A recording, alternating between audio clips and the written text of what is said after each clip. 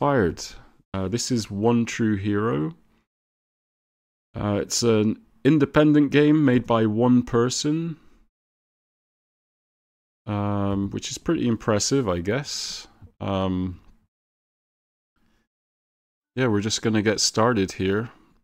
It's, I guess, a platformer game with some combat and puzzles. I guess comparable to Uncharted in a way. But we're gonna get going here and you'll see how it looks. Kind of Zelda in its style as well.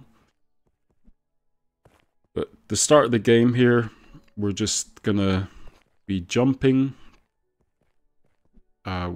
Jump up the side of the scenery there to avoid some climbing, which is nice.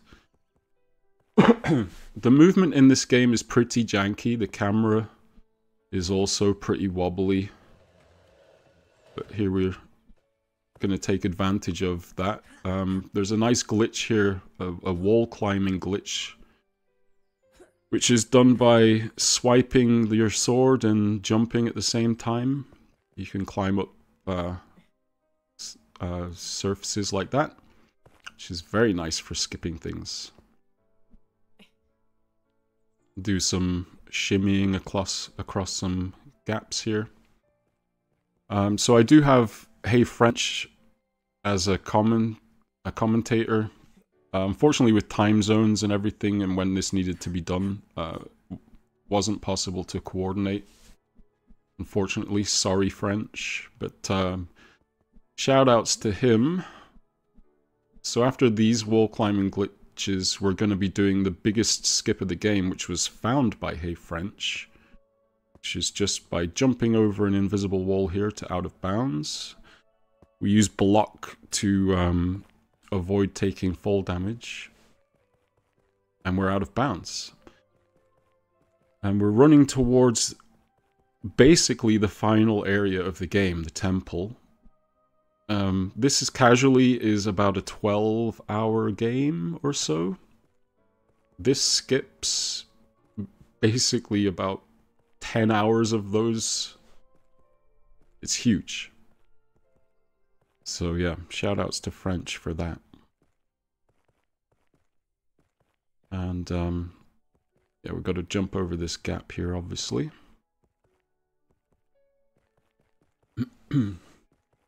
There's the temple in the background.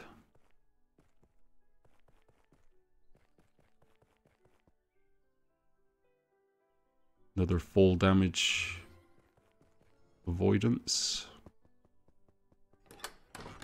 So when we get in here, we're now in a dungeon, and we have a new ability, which is these kind of wall climbing gloves that we get given. I have a bit of trouble using them there. Yeah, and they climb up and slide along walls. They give you like a boost. We don't really use them too much, other than, for instance, here, just getting across the intended gap. But most of the time we just end up doing the wall glitch like this. Climb up. This room here is absolutely huge. There's a fight in the middle, a mini-boss fight. But you can just completely skip all of it. This is another massive room, but this gap here, if you swipe your sword at the end of a jump, you extend your jump, and you can make that gap. You're supposed to do all sorts of climbing and fights on the sides of these rooms. And we just run around the perimeter at the bottom there. You're supposed to be trapped in for another fight, but leaves you just enough room to completely avoid it. You can make large gaps with coyote time as well, like back there. And this section here is the crash cam chase scene, which is the hardest part of the entire run, because it controls like poop. So if you ever get through here without dying, it's a nice time. You're obviously being chased by a firewall as well, which just makes things even worse.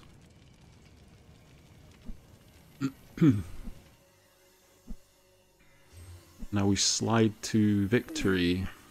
Oop, got hit by those spikes there. If you get hit by something like that and are holding down jump, you get a massive boost into the air. Anyway, at the bottom here, we're going to clip out of bounds using this box and jump into the void. This huge room here is a fight area. We've skipped so much as far as puzzles and fights and everything goes, but this room here is another fight area where while you're in it, the floor is raising to the top, and when the fight ends, the exit door at the top is reached and you exit. For whatever reason, the dev actually made the room that tall, where it could have just been a matter of just making the illusion of the floor moving and not bothering, but yeah. What that means is we have to unfortunately climb the entire thing, which takes over a minute of doing the wall glitch. Yeah, as mentioned, this is basically mashing triangle, square, and cross buttons if you're using PS5. There are different methods and rhythms to get things going faster, but that's the general idea of how it works. But yeah, this part here was a stumbling block for the speedrun routing for 2 years, basically. Myself and French started looking into the speedrun and routing this a couple of years back. And we got to the fight that was in this room and couldn't clear it and couldn't find a way around it until about a month ago, when this run goes live, about a month ago. And it was French again that found this lovely skip. It's a bit of a thumb shredder, but you know, you do what you gotta do, I guess. You can actually pause if your hands are starting to feel the strain, and it's not going to affect anything. You can just get right back into mashing when you're good to unpause. So that's always nice. Here we are at the top. I actually jump into the room there by mistake, so I have to let myself through the door. You can jump on the other side and it will just load the room instead. So that's a small time loss there. So this room here is another giant puzzle room. It kind of has the vibe of Uncharted Lost Legacy, with the statue in the middle of the room with the hands and all that kind of thing. But we're just gonna do the wall climb glitch instead. But yeah, the intended would be going around and activating more levers and fighting off more enemies and things. But yeah, so I do an unintended hover there. I didn't mean to do that, and I don't know how it happened, but I'm glad it did because it was so fast. Normally the hover glitch is way slower than that, so it would be interesting if it's possible to be replicated. I don't know. Anyway, I jumped a bit too low there across the gap, so I had to climb as intended there for a little bit. But excuse me. So speaking of the hover glitch, we are going to do one here. Basically, if you swipe your sword against a climbable surface, which this tree is, and then jump and swipe your sword after, you go into this hover state here. Basically, when you're in this state, you will continue gaining height little by little. It's very slow. And you can spin around in it to face different directions. You can't attack, and to get out of it, you just press block, basically.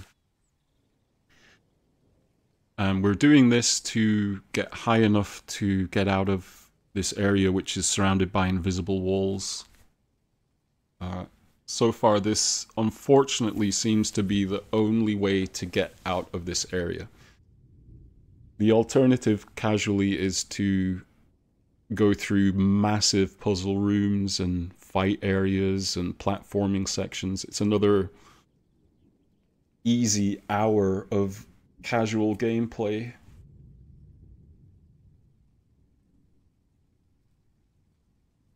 But yeah, this takes about 3 or 4 minutes to get to the intended height to get over the invisible walls. It's pretty rough going, unfortunately.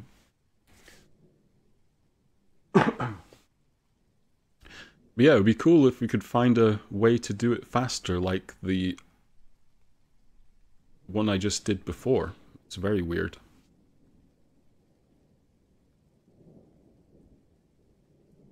And so I'm using the tree that's straight ahead to gauge how high I am. That's going to tell me when I can get out of bounds, basically. Still a little bit to go.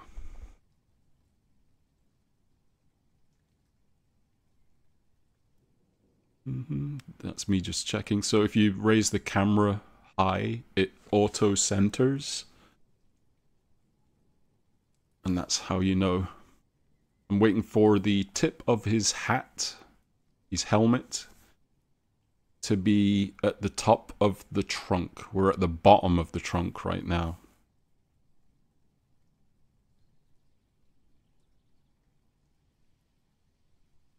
See, we're right at the bottom of it, so I've got a little bit of height still to get there. But yeah, this speedrun being so short, we skip every single combat area, which means, unfortunately, there's not really any shots fired until the very end, the boss area. So we do qualify.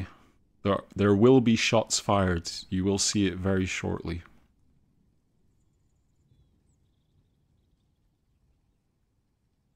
I promise.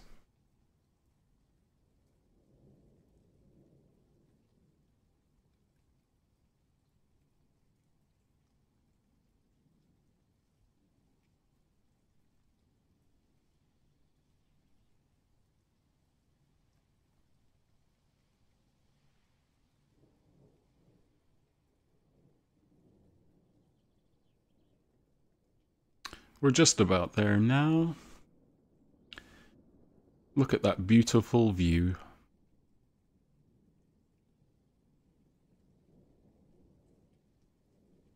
I'm just doing a final check here.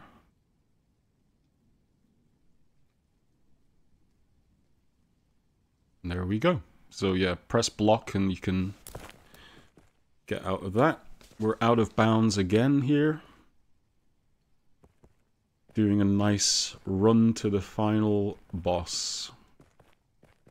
We're going to be going back to the temple that we went to at the start, but now that we've gone through the dungeon, all the final area stuff is all loaded properly now, so we can finish the game.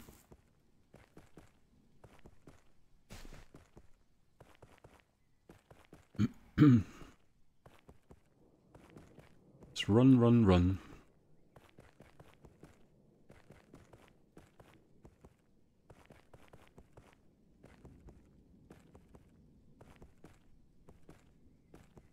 Zoom in. Yeah, so there's a little bit here where I'm just going to be using my block to avoid fall damage. It doesn't look like I would need to, but that area for some reason is just so strange how it behaves. It will take off your whole health bar if you not careful.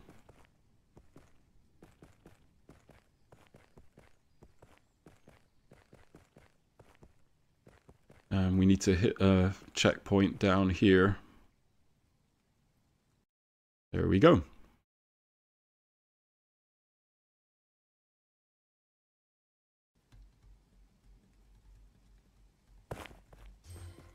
Alright, so final boss.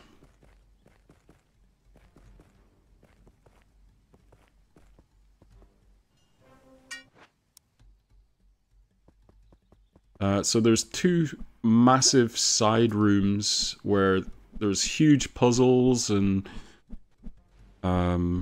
fights and building climbing and all sorts that go on. But if we just do the wall climb glitch up to these levers, it avoids all of that. That's about, I don't know, 1.5, 2 hours of casual gameplay that we're just skipping by going straight up here and pressing these levers.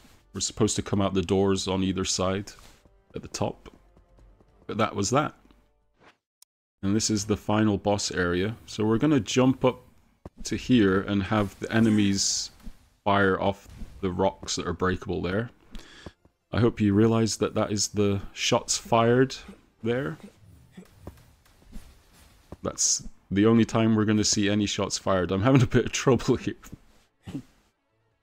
Because they keep shooting me. And the vine climbing in this game is a little bit ropey. So it sometimes doesn't quite work as you want it to. So we're going to throw this throwable at the next breakable blocks. And try to make these vines, which are made way too high for no reason. You can barely make it from the peak of your jump. And yeah, I just fell, so... And then I get shot again.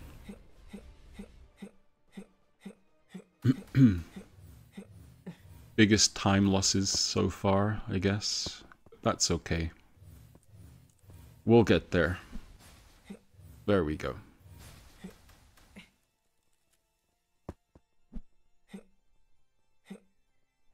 So what we have to do is stab these flowers, and that activates the boss arena.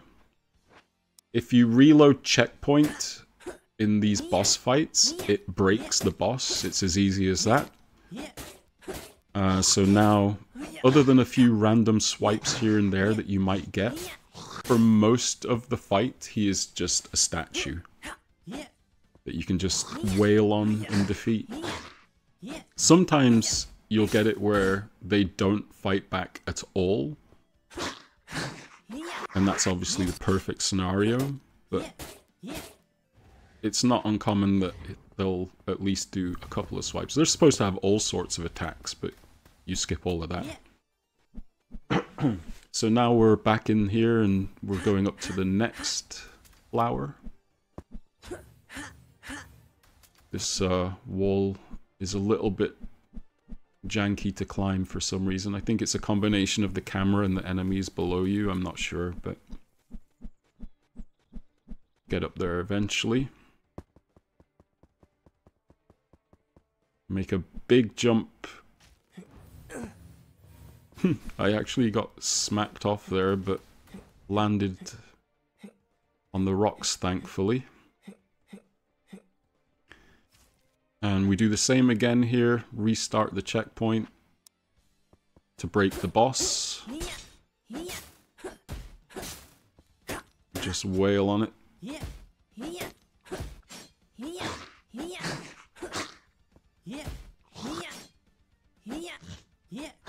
Didn't get pushed back at all in this one, so I got pretty lucky.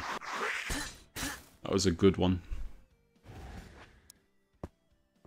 And so yeah, last one now. These blocks down here, you're supposed to use those throwables, the golden throwables, to destroy them to get to the vines, but you can make it up without.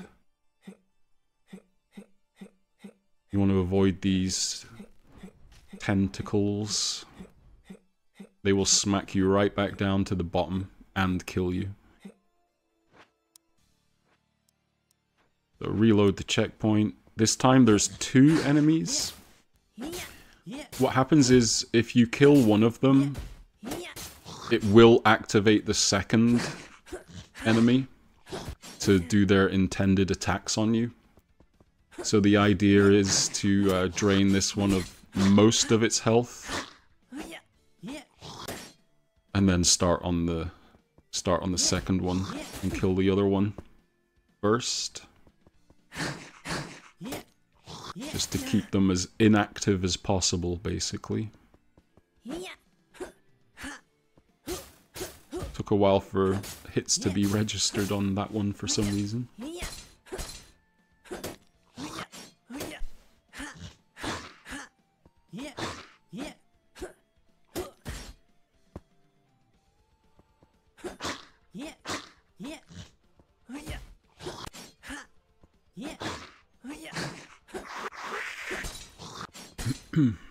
Not too bad though. Yeah, the second one gets a little health boost as well once you kill the first, which is fine. And that's that.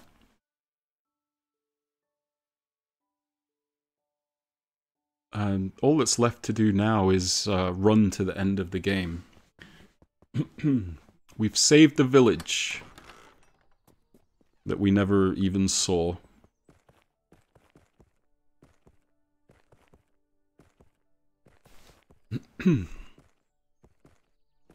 Yeah, it's just a small run here. But yeah, casually this game is pretty fun. It's normally on sale, and it's on PlayStation, PS4, PS5, it's on Xbox S and X, I think. It's on PC as well. It's on Switch.